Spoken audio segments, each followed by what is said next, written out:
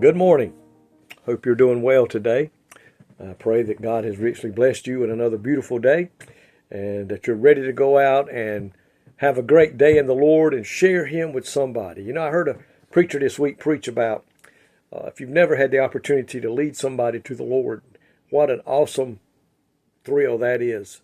Nothing more satisfying to know that you have helped somebody to come to know Jesus Christ as a Lord and Savior. And I pray today that that opportunity will present itself and that you will be able to do that. I want to look at 2 Corinthians chapter 11, verse 22 through 23. I'm going to talk about Paul. But I'd like to encourage you, when we're done with this, go back and read verses 22 through 31 in 2 Corinthians chapter 11. Here we go. I'm going to read it. It says, "Are they Hebrew? So am I. Are they Israelites? So am I. Are they the seed of Abraham? So am I. Are they ministers of Christ? I speak as a fool. I am more. In laborers more abundant, in stripes above measure, in prisons more frequently, and death often." Oh, man, think about that. As we start this devotional about Paul and his work for the Lord, let me ask you a question and myself. Do I have the passion to serve Christ? Do we have that passion to serve Christ? And serving Christ means more than going to church and sitting on a pew. That means going out into the world and living for Him and being that example and witnessing and telling others. Have we got the passion to serve Him? In verse 23, Paul tells us some of the hardships he faced in doing that. In laborers or work, he said, abundantly beaten with rods that left stripes. I think he said thrice.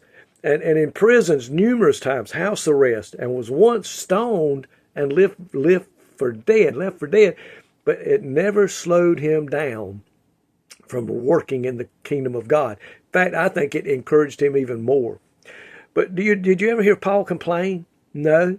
About the closest you'll ever hear that is when he had that thorn in his side and he asked God to remove it. And God said no, but he kept on getting it. He never stopped. It says, if this was the price for serving Christ and spreading the gospel, Paul was more than willing to pay the price. Paul's journey can teach us the important lesson about our own walk of faith. We don't know for a fact that we're going to wind up in prison. We could. It doesn't say, we don't know that we'll be beaten, but it's possible. Well, we might even lose our life for spreading the gospel. People are still doing that today around the world. And we saw here in the United States just a few months ago, the young man, Charlie, that was shot, spreading the gospel. But listen, we must serve according to God's will and not ours. We must do what God wants us to do. When Paul was on the Damascus road and got struck down by God, it said here, he was told, it will be told you what you must do. In other words, I'm not going to leave it up to you to come up with a work plan or job description.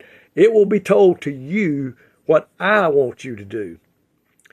We are to seek the Lord's direction and timing for what He would have us to do. We just can't go off on our own. God has a plan for our life. To do that will require courage, and we must be brave.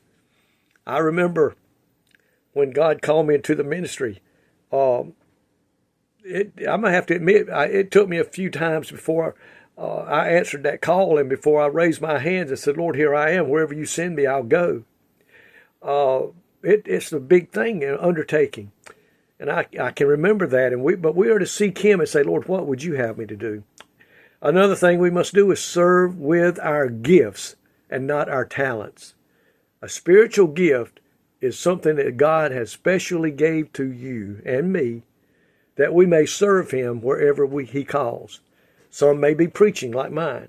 Some others may be teaching. Some others may be music. Some others may be different things.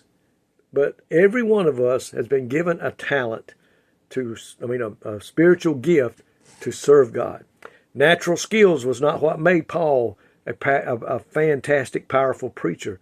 In fact, he complained sometimes that he was probably one of the worst preachers in the world, so to speak, for using more words than he probably mentioned. But so today, my question to you and my question to me, are you serving the Lord with the gifts He's given you? Whatever it may be, and you know And you can know what your gift is. And if it's so, are you taking that gift and going out into the world and serving God? We got to do that. It may be hard. It may be physically and draining.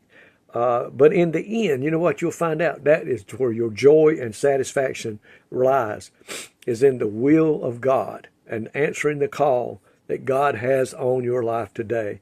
So read those verses there in chapter 11 and 2 Corinthians, verse 22 through verse 31. Look at what Paul went through when he said, I'm here, I'm willing, I'm able. I will do what you want me to do, Lord.